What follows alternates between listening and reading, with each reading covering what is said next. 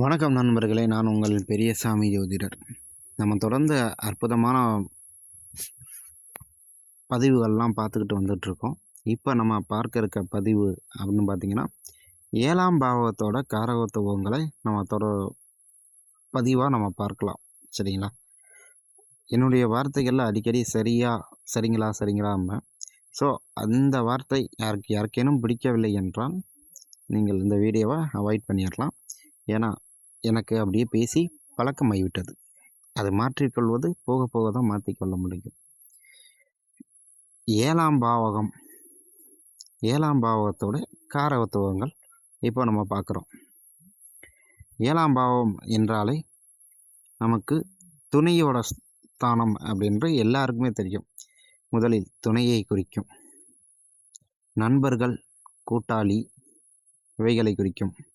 5ஆம் பாவத்திற்கு 3ஆம் பாவம் என்பதனால் 2வது குழந்தையை குறிக்கும், சம்பந்தியை குறிக்கும். சரிங்களா? குழந்தைகளை பிரிந்து வாழுதலை குறிக்கும், பங்குதாரர் குறிக்கும், வாடிக்கையாளர்களை குறிக்கும், திருமண வாழ்க்கையை குறிக்கும், தாம்பத்திய சுகத்தை குறிக்கும், பொது சேவை ஈடுபாட்டை குறிக்கும், வெளிநாடு அல்லது வெளி மாநிலத்தில் வாழ்வது இல்லை வேலை செய்வது இது போன்ற விஷயங்களை அங்கு குறிக்கும். அது மாரகஸ்தானமாகவும் சரலக்கணங்களுக்கு செயல்படும். அதாவது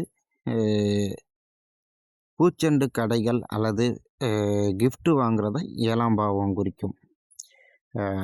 அன்பளிப்பு ஸ்தானம் என்றும் கூட நம்ம அதை சொல்லலாம்.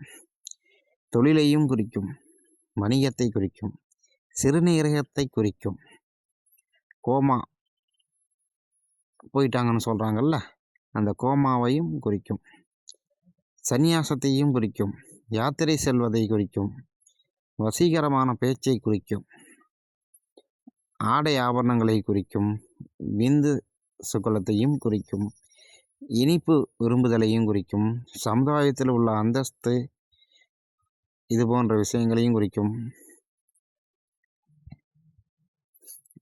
அதே போன்று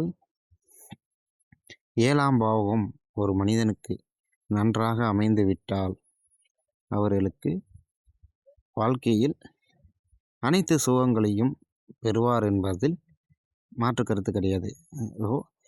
7ஆம் பாவ காரகத்துவங்கள் இன்னும் நிறைய இருக்கிறது. பேச பேச நமக்கு தெரிஞ்சது இவ்வளோதான். சரிங்களா? நாம் படித்தது இவ்வளோதான். இதுக்கு மேலேயும் நம்ம படிப்போம், தொடர்ந்து தெரிஞ்சுக்கலாம். நன்றி.